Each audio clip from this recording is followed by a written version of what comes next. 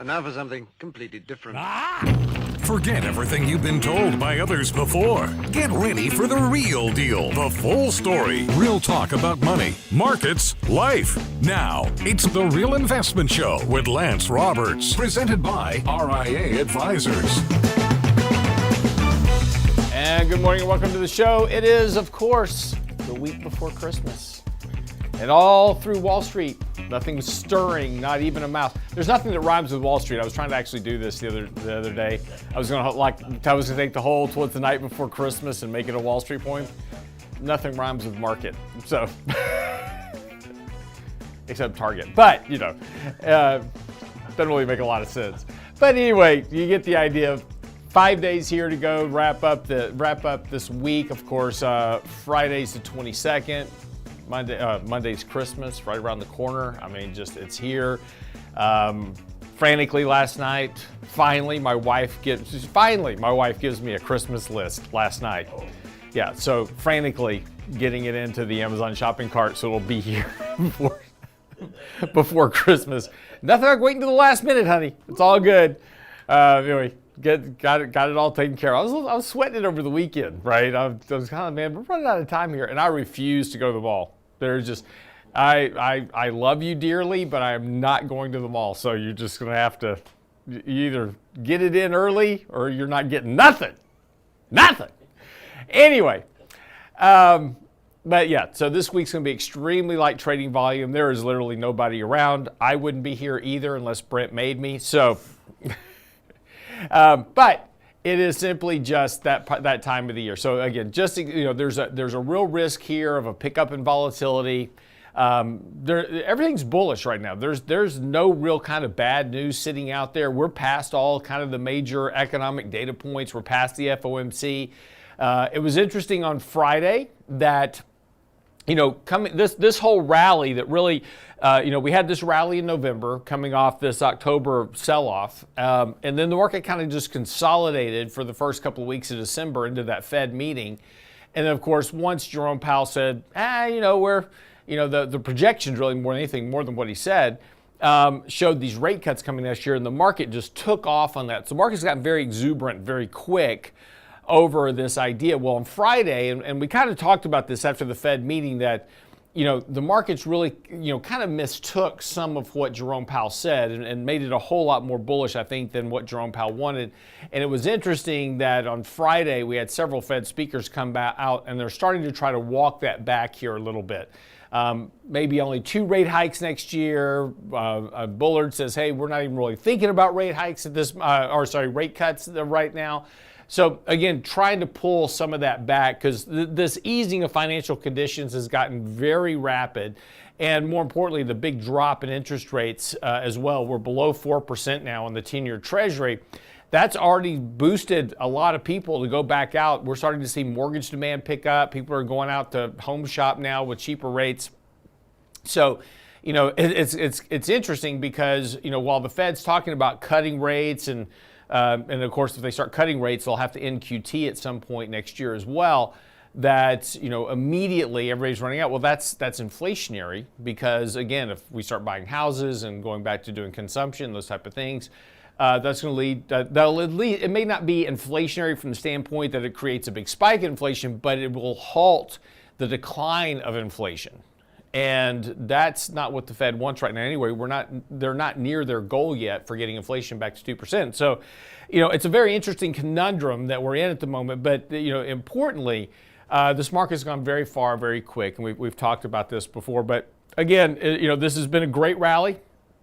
Completely reversed all of that loss that we had earlier this year. So again, from that August, September, October decline, that's been completely reversed now. So that's all good. Bonds have also had a big drop. We were at 5%, back in October on the 10-year Treasury. We're now below 4%, and yields look to be a little bit lower this morning. So again, just this turn in the markets was very rapid, very sharp, based on this recent, kind of note by the Fed. But again, we'll see what happens. There's nobody around this week, so this market could just continue literally to drift up this week. It could sell off this week. So, I really have no idea where the market is. Now, here's what you need to know before the bell this morning. This rally in the market is very long in the tooth. We've now gone 7 weeks straight on this rally. And we've talked about before these buying stampedes and selling stampedes, and this occurs.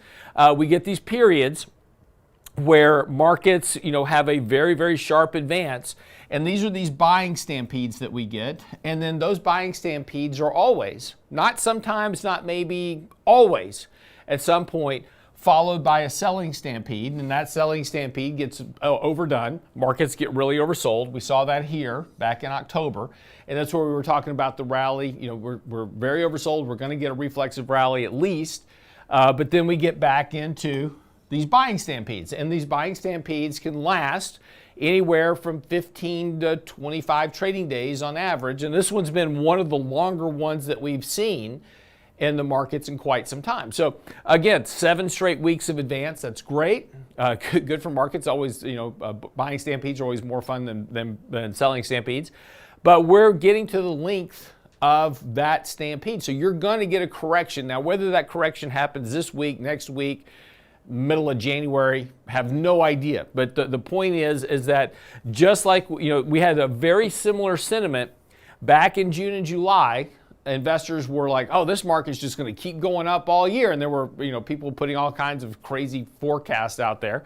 And then you got this 5 to 10% correction. You're going to get a 3 to 5 to 10% correction again at some point in the coming year. That's just the way markets work. So just, this is why we always talk about, take some profits, rebalance risk accordingly. The market's gone very far, very quick. We now have 46% of all the members in the S&P trading at all-time highs. And so that's a very large number. You're starting to get up there. You take a look at the kind of a broader market. You've got some of the highest percentages of stocks trading at 52-week highs that you've had in quite some time, going all the way back to 2020. Now, that sounds great, right? On the surface, it's great. You have a lot of stocks trading at all-time highs. That's good. Nothing wrong with that, and that is very bullish, but normally when you have very high percentages of stocks trading at 52-week highs, what does that mean? Well, it means you've gone very far, very quick in the markets, and you're going to get some type of correction. They're going to pull back from those 52-week highs. So again, the point here, and again, I don't want to dissuade you, but every indicator that we have is ringing overbought levels, and it just suggests, now again, let me be really clear here. This does not mean the market's about to crash, and this does not mean that the market's about to have a major bear market. Not saying that. What I am saying is that this spike, particularly right here over the last week or so, is a bit extraordinary. You're very overbought. You're going to get some type of correction. So this is a great point. Look at your portfolio, particularly as we get ready to wrap up the year, right? The perfect time for this. Stocks that haven't been keeping up with the market, great time to sell laggards. Stocks that have done very, very well, take some of those gains. You can offset those gains and losses for tax purposes going into next year. So again, great time to rebalance the portfolio, kind of get your positions set up the way you want them for next year in the, in the stocks, the areas, those type of things. So again, and again, if you have a lot of cash, I'd be a little bit reticent about buying stuff here, getting a little bit, kind of too exuberant with the markets. We all get excited when markets are like, oh man, I'm missing out. I got to get in. You're not missing out. The market is like a taxi cab in New York City. One comes, you miss one, there's another one right behind it. You're going to get a better opportunity to put that cash to work. I know I've been repeating this a lot over the last week or so, but this is where we are in the market. So again, just be a little cautious about chasing this market here. You're going to get a better opportunity at some point in the future. And here's the important part. This market could go up more, then correct right back to where we are now, and that entry point will be better then on a risk-reward basis than it is today. That's what you need to know before the bell this morning. When we come back, lots of stuff to get into as we get ready to wrap up this really kind of the last big trading week of the year, because after this, ain't nobody around. So we'll be right back after the break. Don't go away.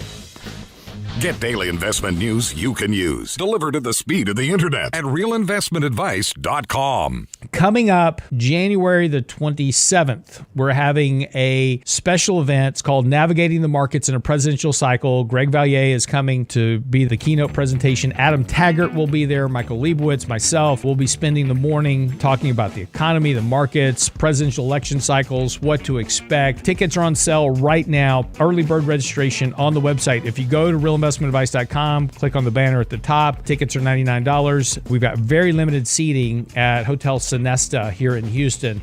You get your early bird special now. Ticket prices will go up as we get into early January. Get your tickets now on the website, realinvestmentadvice.com.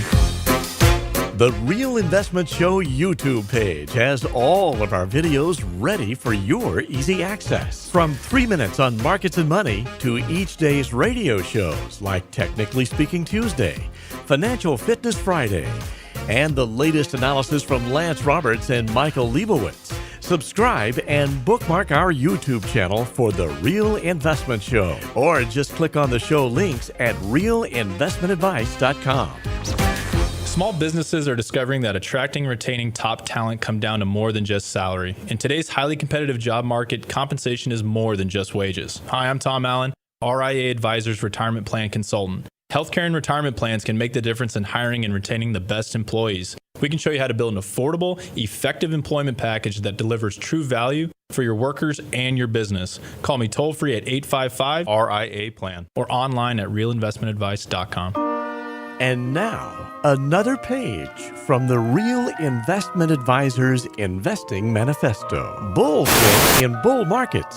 Bears win in bear markets. Eagles soar above and take advantage of opportunity. Let us help you soar as you reach your financial goals with RIA Advisors. Neither bull nor bear. RIA Advisors, 281-501-1791 or online at realinvestmentadvice.com. The Real Investment Show.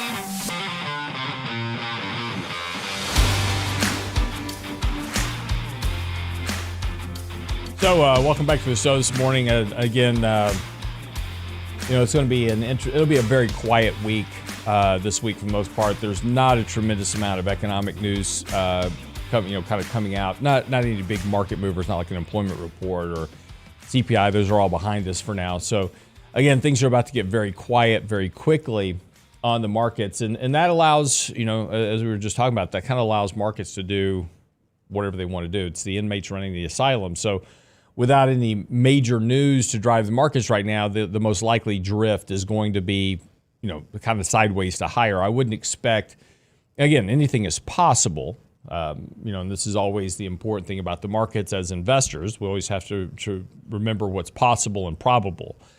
And, probabilities are, historically speaking, is that markets will drift higher through the end of the year. This is, we're about to move into that last week of the year. So this week is pre-Christmas week, duh. Next week is that 5 days to the end of the year. So Tuesday, Wednesday, Thursday, Friday, as we get ready to wrap up the year. And that's that traditional Santa Claus rally. So that's the portfolio dressing. That's, all the portfolio managers kind of getting all the right stocks in their portfolio except, for the end of the year reporting. And then you have the first 2 days of January. So by the way, just a bit of clarification, the Santa Claus Rally is not just the last 5 days of December. It is also the first 2 days of January. It's the last 5 days of December, first 2 days of January. That's the actual Santa Claus Rally span. So you get this kind of window dressing going into the end of the year. Then at the beginning of the year is everybody's putting on their trades for the year, whatever they think it's going to be. So you typically get that push. So, if the markets don't correct this week of some, a little bit, right? 1-2%, whatever. Then that's it'll make it somewhat more difficult, not impossible, but more difficult at this point for the markets to ratchet even higher highs. It's possible, right, that they could do that, but markets are already very extended and overbought, so that's going to limit some of that upside. In other words, we've kind of pulled forward a bit some of this Santa Claus rally. It kind of came early because of Santa Powell and his statements at the FOMC meeting. Again, there's gotten a lot of emails over the last week, in particular, with very kind of bearish tonalities to them. People very worried that this market's about to get tripped up and fall on its face, and should I get out of the markets, right? Because this is obviously unsustainable. This is going to crash the markets, and that's not really what's going on here. We do have a good bit of exuberance. And, as we will, kind of be talking about in this upcoming newsletter this weekend, we'll have a lot of our charts updated, showing this exuberance has gotten a little bit out of hand. People are a little bit overly excited for Christmas, right? They're like, Santa Claus is coming. And they've gotten a little bit ahead of themselves. So that's what I'm saying. Some of this upside in the market is limited, but that there's nothing out there today at this moment, right? Now, this could change tomorrow morning. And this is always the tricky things about markets. Today, there's nothing at the moment that is going to trip up the market. Tomorrow could be an entirely different story. I mean, it could be headline news. It could be, an event that nobody's, thinking about. And that's the important thing to remember. So, over the weekend, I was having some conversations with some high net worth investors and talking about the markets and doing these type of things. And, the concern is, kind of what's the risk, right? And that's the big question, right? What is the risk? And see, what always trips up the markets, whether it's, a pandemic or whether it's a war, whatever it is, it's always something that is exogenous and unexpected. And we've had this conversation before, but the pandemic was such a great example, right? Because we go back and we look at 2019 as an example, right? So actually, let's go back to 2018. The Fed's hiking rates. We're nowhere near the neutral rate in September. Market's down 20%. President Trump at the time is pounding on Powell. We wrote an article about the removal of Powell. What would that mean for the markets? Because at that point, Donald Trump was all over Powell about hiking rates, being nowhere near the neutral rates, dropping the stock markets, bad for the economy. Remember in 2018, Jerome Powell reversed course and they stopped hiking rates and they pivoted very quickly in terms of their tone. Come June, they're cutting rates.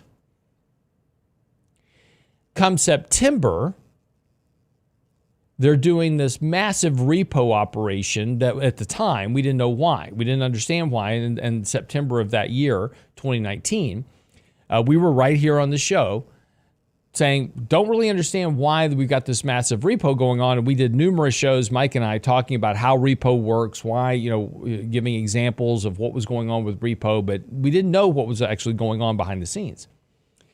At the same time, we were writing articles looking at a lot of the data.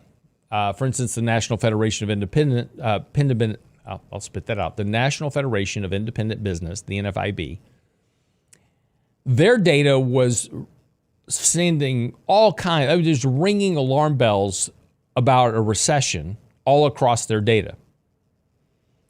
And others. It wasn't just that. It was a lot of other data as well, but that was some of the bigger ones that were out there. And there was a clear evidence that we were heading towards a recession, right? But while that data said a recession was likely, and while the Fed's back here behind the scenes doing something crazy with repo, again, we didn't know why. Everything else was fine. There didn't really seem to be any risk of recession. We were writing articles saying, hey, a recession is there. We're likely about to head into a recession. There's lots of indicators suggesting this. But again, you listen to the media at the time, and the media was like, there's nothing wrong. Everything's great. It's going to be a bull market, blah, blah, blah. And then the pandemic comes along. And so immediately, and we even wrote this back in September, we said, when this occurs, everybody will tell you that no one could have seen it coming. But the data's telling you it's coming. And the point of that article that we wrote then, and that statement in particular, was that it always seems as if no one could have seen it coming, because it's like a fire, right? I can stack my logs up, right? Make my little teepee to build my fire to make my s'mores with, right? And I put my kindling down there, right? I can even cheat, and I can, throw some lighter fluid on top of it, right? So it's all set to go. But here's the question. Do I have a fire? I have all the ingredients for a fire, right? I've got the kindling, I've got the lighter fluid, got some gasoline on it, whatever. But I don't have a fire. Why? What am I missing? I mean, I can leave that kindling, the logs, the lighter fluid, I can just leave it sitting there for days, and as long as it doesn't rain or get struck by lightning, I'm not going to have a fire. It'll just sit there. Because it is lacking the catalyst, right? So what was happening in 2019 is that we had all the ingredients for a recession. We had all of the things that we needed. We had the tinder, we had the indicators, we had everything that we needed for that recession to occur. But what we needed was a catalyst, something to push it over the edge. And that was the pandemic. Now, nobody was in October, November, December of 2019 was sitting around going, yeah, it's going to be a pandemic. That's going to be the thing that pushes us over the cliff. No, right? Nobody was even thinking about that. But that's what it was. See, and the important thing is that when you're talking, and this is the way the markets think about things, they go, well, it hasn't happened yet, so I don't have a recession because, it doesn't happen. Even though I've got all these indicators that say I'm certainly going to have a recession, nothing's happened yet. So, it must not be the case. It's just missing the catalyst. And the catalyst is always an unexpected exogenous event. So as we go into 2024, right now everything is very bullish. There is no reason going into 2024 to be really bearish on your portfolio. There's no reason at the moment to be hiding out in gold and beanie weenies and bullion, right? But having said that, that's the data. The recessionary indicators still tell you that the economy is much weaker than it seems on the surface. The kindling, the logs, everything you need for a recession is there. What you're missing is the catalyst.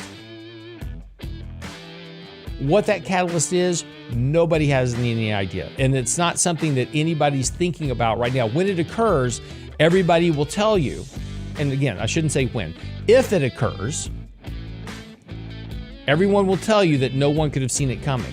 but the data's there. We may not have a catalyst. It may not happen, right? But you have to be aware of the risk. All right, come back right after the break. Don't go away.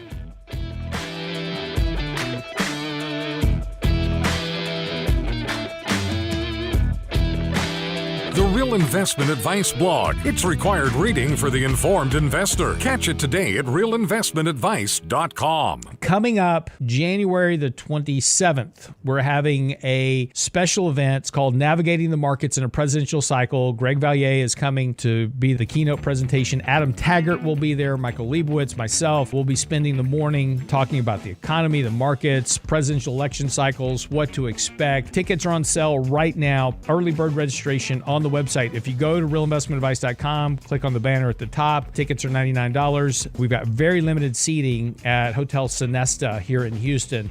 You get your early bird special now. Ticket prices will go up as we get into early January. Get your tickets now on the website, realinvestmentadvice.com. Oh, Red, I declare, I plumb missed that candy coffee. Whatever am I gonna do? Don't you worry, little darling. We'll watch it again on our YouTube channel. Why, Red, I never. The Real Investment Show YouTube channel has all of our past presentations, from Candid Coffee and Lunch and Learn to special topic discussions, and all of our live show recordings preserved for you. Subscribe now to the Real Investment Show YouTube channel, or look for the link on our website at realinvestmentadvice.com. Can't catch the whole show now? Listen to our podcast later at realinvestmentadvice.com. The tipping thing is getting out of control. They are tip shaming you at checkout. To walk up the counter, you got to order your food, you got to pick up your food, you got to bus it to your table, clean your table, put everything away. And so, when you go to check out, now it says 10% tip, good, 15% better, 20% awesome. The Real Investment Show podcast. And I'm doing all the damn work. This is like self-checkout at the grocery store. It's like, I want some cheerleader to come out and go, woo, you did a good job. At realinvestmentadvice.com. I should be tipped. And now, another page from the Real Investment Advisors Investing Manifesto. Manage risk and volatility rather than trying to manage gains. You don't have to be right all the time. Long-term investing success is a 70% gain. Let us help you reach your financial goals with RIA Advisors. Neither bull nor bear. RIA Advisors, 281-501-1791, or online at realinvestmentadvice.com. Health and financial security touches everyone within your organization. Offering benefits for all doesn't need to be complicated. Hi, I'm Tom Allen, Senior Benefits Consultant at RIA Advisors. RIA Benefits provides independent expertise to find solutions that speak to the mission of your business, the culture you want to establish, and the budget you are able to work within. Book a free consultation with me at realinvestmentadvice.com/retirement, and we'll find a solution that takes care of your most important asset, your people. realinvestmentadvice.com/retirement, realinvestmentadvice.com. Hi, Lance Roberts here. If you're like most people, your 401k plan represents the bulk of your retirement assets, and unfortunately for many, managing your 401k plan can be difficult. There's so many choices, so many things to consider. With just a quick email, a couple of questions, you can put RIA Advisors to work for you managing your 401k plan. It's a quick and easy application. Just simply click Ask a Question at realinvestmentadvice.com or give us a call at 855-RIA-PLAN. That's realinvestmentadvice.com. The Real Investment Show YouTube channel has all our videos ready for your easy access. Now, with the new and improved Before the Bell report. Subscribe and bookmark our YouTube channel at realinvestmentadvice.com. You're listening to The Real Investment Show.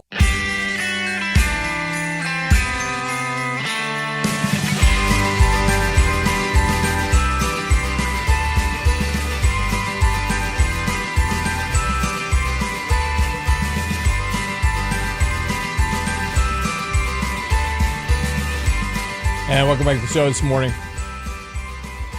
So, just talking about a few things, about the markets again, just as we get ready to wrap up this week. It's going to be a slow week. There's no real data out to speak of today. Really, over the course of the next few days, it's going to be pretty barren. Just 1 second here, trying to log into something. Can't multitask. Not like my wife can. My wife can do like 12 things at one time. She doesn't do any of them well, but she does 12 things at one time. I'm just teasing. Just teasing.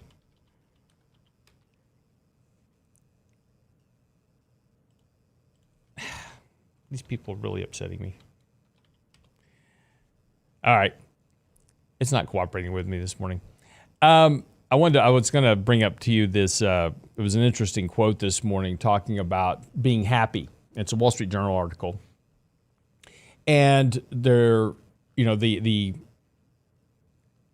was interesting because they said they went through the different kind of salary brackets. And, somebody making, as an example, somebody making $65,000 a year. That's kind of the middle of the brackets. They said that if they could just make $95,000 a year, they would be happy. And it's wrong. Because it's always never enough for most people. And here's what happens with that is that, and it was interesting too, over the weekend, you'll remember that last year, earlier this year, really last year and earlier this year, California was trying to pass reparations. And they were throwing out all kinds of numbers, $1 million a family and $5 million a person for reparations. And, this is going to fix everybody's problems. And as is always the case, it never does. If I give you $1 million today, it's great. But if you have no financial responsibility, right? See, for most people, the reason that they have financial problems is because of bad financial decisions, regardless of the amount of money you make, right? You spend too much, you don't save enough, those type of things. So you're always kind of behind the curve. So you get a raise, you buy a nicer car. You get a raise, you buy a bigger house. You're always upgrading your lifestyle. And so if you just give somebody money, right, they have no respect for the money that you give them, and they're going to go spend it. There was a show a few years back where they would go to somebody that, they had maybe 5 kids or whatever, and they were all crammed into this little bitty house, and they would do an extreme home makeover. I don't know if you remember this. Well, what was happening is that these people would get this much bigger house. And it was great, right? This house would all be redone. They'd get extra bedrooms. It'd be all, fixed up, beautiful. But the problem is that now their taxes were higher. The cost of maintenance was bigger. Oh, and all the money that they got put into the house was now a taxable event they had to pay tax on. And, this is always the problem with these giveaways. Like, hey, we're going to give you a brand new car and it's awesome. And then you get the tax bill because that's income. Well, you didn't have the money to start with, right? And so a lot of times these people wind up having to file for bankruptcy or they get in really bad financial straits. And it's all meant to be in the best of, the best of thoughts, right? We're really trying to help, this particular family, but we don't think about the consequences. And, San Francisco was going to do these reparations. They've had to now halt those. They're not going to do them now because of the budgetary problems that San Francisco's having. But even if you did, yes, you would make a group of people very happy for about a year. And in about a year or so, they would be out of money. They'd all have very nice cars and nice houses, but now they'd be out of money and would be having to sell those assets in order to pay the taxes or whatever else, or keep the upkeep, whatever it is. So it's the sustainability of these decisions. And so this article was interesting because they interviewed all these people and they said, okay, what's your salary bracket? Okay, I make $25,000 a year. I make $30,000 a year. I make $60,000 a year. Even people making $250,000 a year would be happier if they were making $400,000 a year, right? Everybody always wants more money, right? If I just had a little bit more money, I could be happy. But therein lies the trap, right? If you can't be happy now on whatever money you're making, if you're financially stressed out, just trying to make ends meet, you can't save any money. This is where you have to step back and say, okay, what am I doing that's keeping me from making progress? Dave Ramsey is got a huge following for years, right? I don't know what radio stations he's on. He used to be on this radio station that I'm on, and I don't know where he is now, but he has a huge following of individuals. And, it's interesting because his radio show is always the same every day. It's the same show every day, call after call after call, which is, I'm up to my eyeballs in debt. What do I got to do, Mr. Ramsey? So, well, first thing, you sell everything that's not nailed down, right? You get the envelope system going, and he's got all of these very, really helpful. Nothing wrong with Dave Ramsey. I'm not poo-pooing Dave Ramsey at all. And his investing advice, not so good. His get out of debt advice, awesome, right? It's chicken soup for the soul type financial advice, but it's very basic. Live on less than you make. And it's always interesting to hear these people call back, a couple of years later, the ones that actually stick to it and do it, right? And that's the problem, is that most people can't stick to it because it sucks, right? There's nothing fun going on. It's rice and beans, and you're not doing nothing for 3-4 years while you're paying everything off. But once these people call back and everything's paid off and they're out of debt, they're going, hey, I'm happy. Surprise. Right? There's no stress.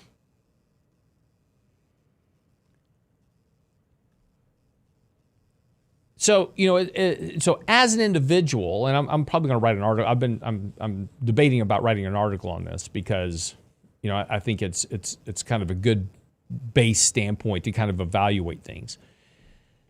But if you can't find relative happiness with what you make, just making more money isn't going to solve your financial problems.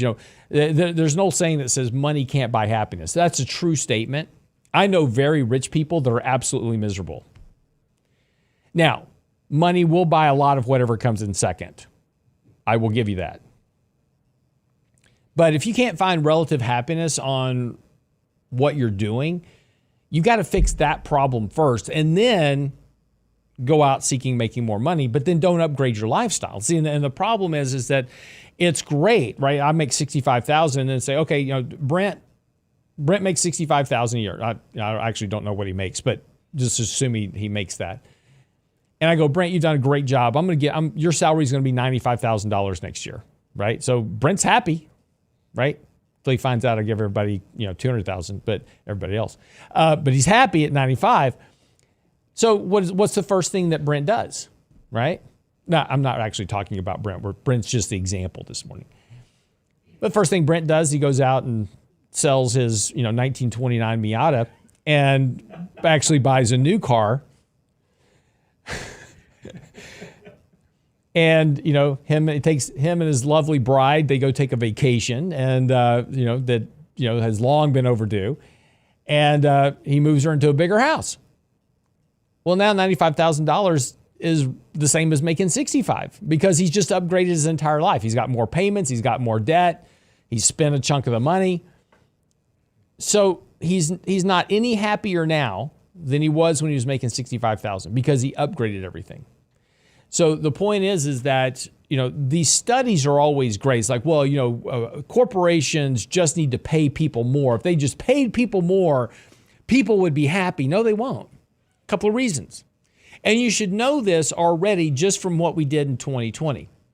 One of the big statements that came out in 2020 was, well, Joe Biden's stimulus is going to lift people out of poverty. And I wrote an article that says, yes, Joe Biden's stimulus will lift people out of poverty for 1 year, which is exactly what happened. Because why? Everybody else knew you had more money, and what did they do? They charged you more. They go, oh, if we give people more money for childcare, that'll help them out, right? Because they have more money to pay for childcare so they can go to work or whatever they want to do. No.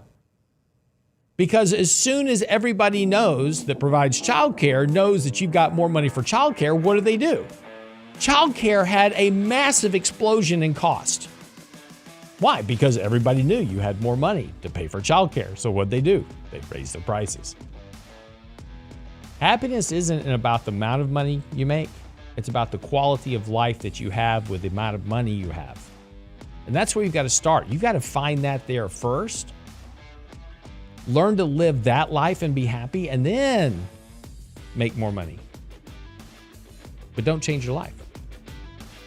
All right, we'll be right back after the break. Don't go away.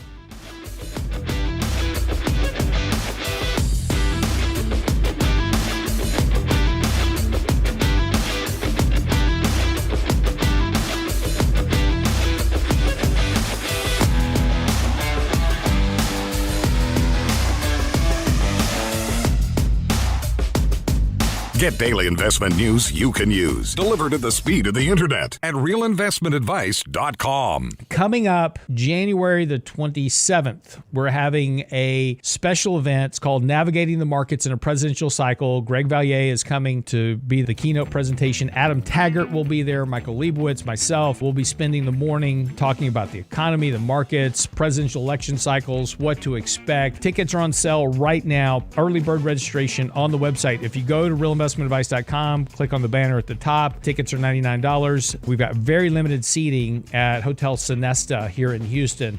You get your early bird special now. Ticket prices will go up as we get into early January. Get your tickets now on the website, realinvestmentadvice.com. Small businesses are now being challenged by the lack of employees and how to attract and recruit the best employees. To get the better employee, you'll have to offer a better package. Hi, I'm Tom Allen, RIA Advisors Retirement Plan Consultant. Don't assume a 401k plan is too costly or complicated for your small business to offer. Let us show you how to make the most of an affordable and effective plan that will deliver true value for your business and your employees. Call me toll free at 855-RIA-PLAN or online at realinvestmentadvice.com. That's realinvestmentadvice.com. Have the market's gyrations made you nervous? If so, it's because you have more risk in your portfolio than you realize. It's time to reevaluate your long-term investing strategy with RIA Advisors. Our disciplined approach can help eliminate unnecessary risk. We do that by having both a buy and sell discipline. Does your advisor do that? If you think it's time to work with an advisor who puts your interests first, it's time for real investment advice. RIA Advisors, 855-RIA-PLAN, RIAadvisors.com. And now, another page from the Real Investment Advisors Investing Manifesto. A passive investment portfolio requires active risk management. It's not a choice, it's necessity. Diversification doesn't protect against risk of loss. Let us actively help you reach your financial goals with RIA Advisors. Neither bull nor bear. RIA Advisors, 281-501-1791 or online at realinvestmentadvice.com. The Real Investment Show.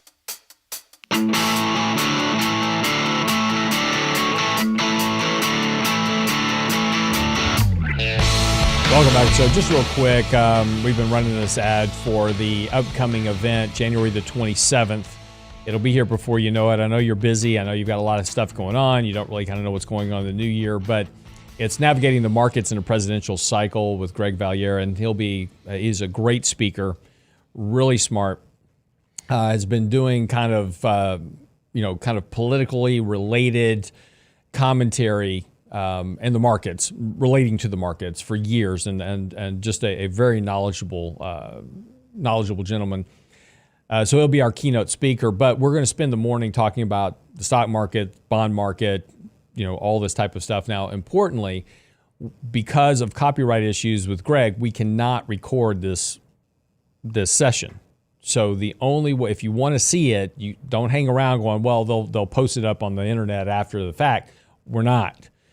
So it is only live in person in Houston at Hotel Sonesta. And we've only got seating for 150 people, and ticket sales have been going pretty well so far. So don't wait around. If you want to come, go ahead and sign up and get your tickets. Again, it'll be a very interesting morning. And again, we'll have Adam Taggart here as well. Then we're going to have a panel with Adam Taggart moderating the panel with myself, Michael, and Greg. We'll answer your questions live as well. So, and feed you along the way. You'll get fed. Don't worry. We're going to feed you. It'll all be good. But anyway, it'll be a very interesting morning relating to kind of our outlook for 2024, kind of what to expect. And again, nobody knows for sure, but we can certainly look back at a lot of history, what happens during presidential election cycles, et cetera. So I encourage you, if you're interested, you have time. It's Saturday morning. We'll open the doors at 7:30 in the morning at the hotel, and have you out by the afternoon. So you'll be home in time to do whatever else you got to do. But I think it'll be well worth your time if you're interested in investing next year for this event. Anyway, it's on the website. Just go to the website, realinvestmentadvice.com.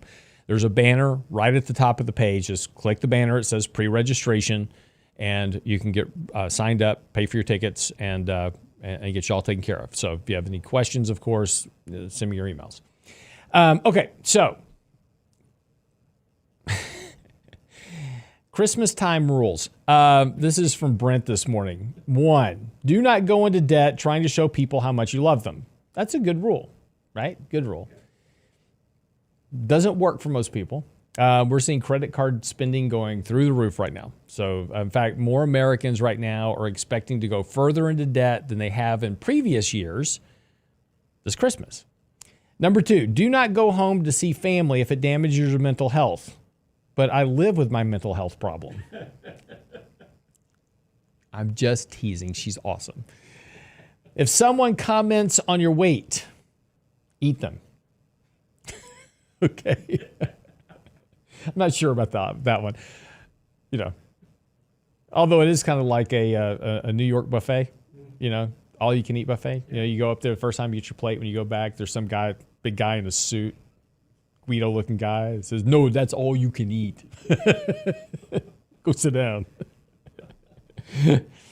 You eat too much. You don't come back. my One wife, year. So my wife went to, she was telling me, she's got a friend of hers that she had been working with for years in her business, and she hadn't seen him in a couple of years. Well, whenever that they get together he has this favorite Chinese food restaurant here in Houston that he wants to go to. Every time they have lunch, he's like, he wants to go to this, he comes into town and he wants to go to this particular Chinese food restaurant. Don't ask me the name, I can't remember.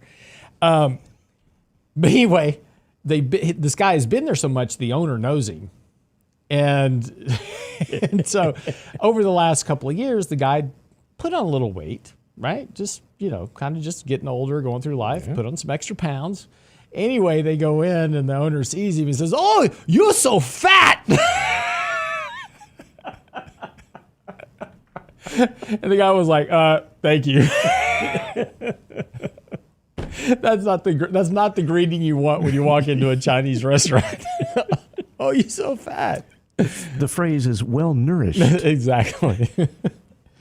Anyway,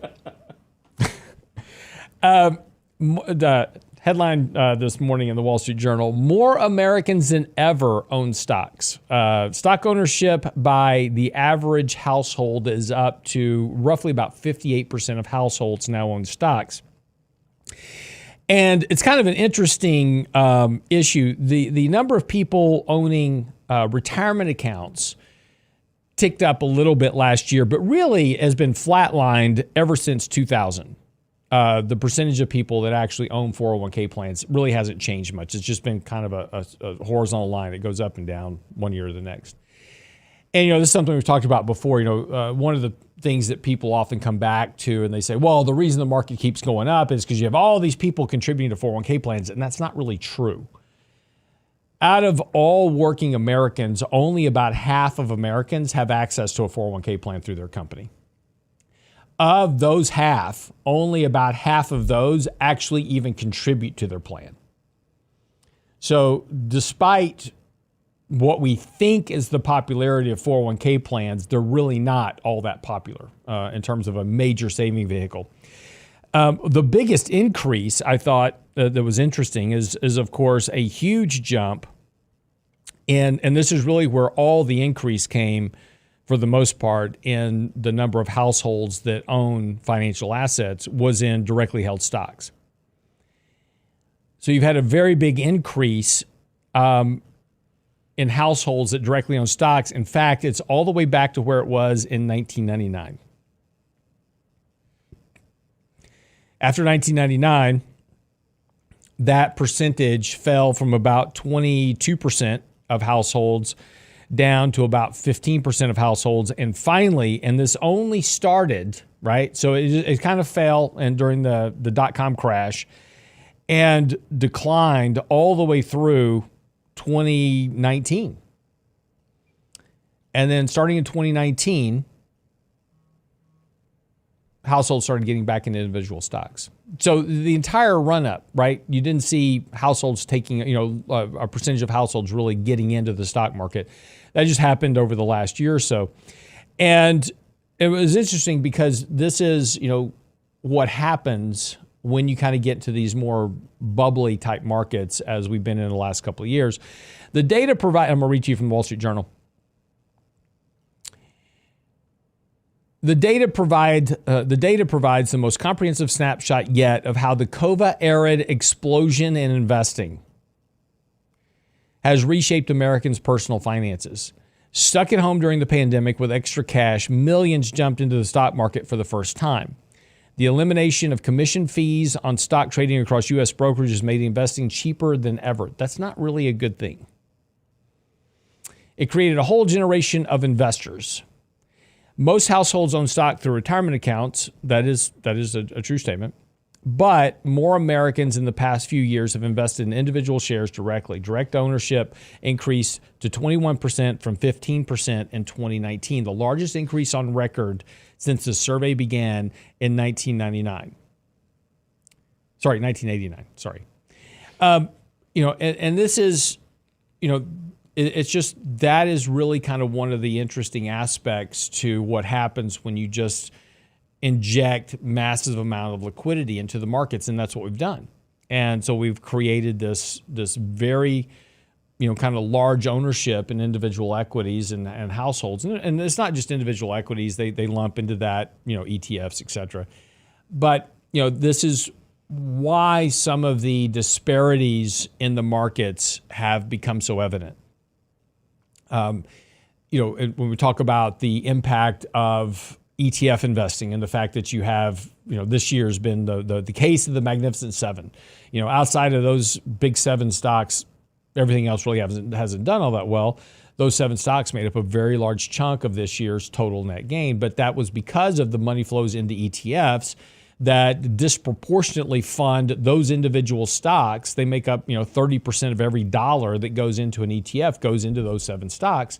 So you've created this disparate money flow into a group of stocks because of what we've done with ETFs. And again, there's nothing wrong with that, but you just gotta understand what's going on. That this has really undermined the fundamental case of investing, which is, I buy a stock that's cheap, and it goes up over time because people buy it because of increased cash flow and earnings in the future, and that's not really the case anymore. Apple's a good example of this. That stock is hitting all-time highs, and the stock hasn't grown revenue in 5 years. But it's the big vacuum cleaner in ETFs, right? Every there's like 395 ETFs that all own Apple. So every time somebody buys one of those ETFs, $1 goes into Apple, right? And so, how this ends, I don't know. But what is usually the case is that when you see this shift of households, and again, you go back to the, kind of what happened in the markets beginning in 1995 to 1995, you basically went from about 16% of households owning financial assets to 21%, right? It was a near mirror increase of what we've seen since 2019. It happened back in 1998, 1999. I don't need to remind you what happened next. Just something to think about. All right, wraps up the show for the day. Have a great one. We'll be back tomorrow for the Tuesday edition of The Real Investment Show. Get by the website, realinvestmentadvice.com. Get signed up for the upcoming summit on January the 27th with Greg Valliere. And of course, if you have any questions, comments, etc., feel free to send me an email, realinvestmentadvice.com. See you back here tomorrow.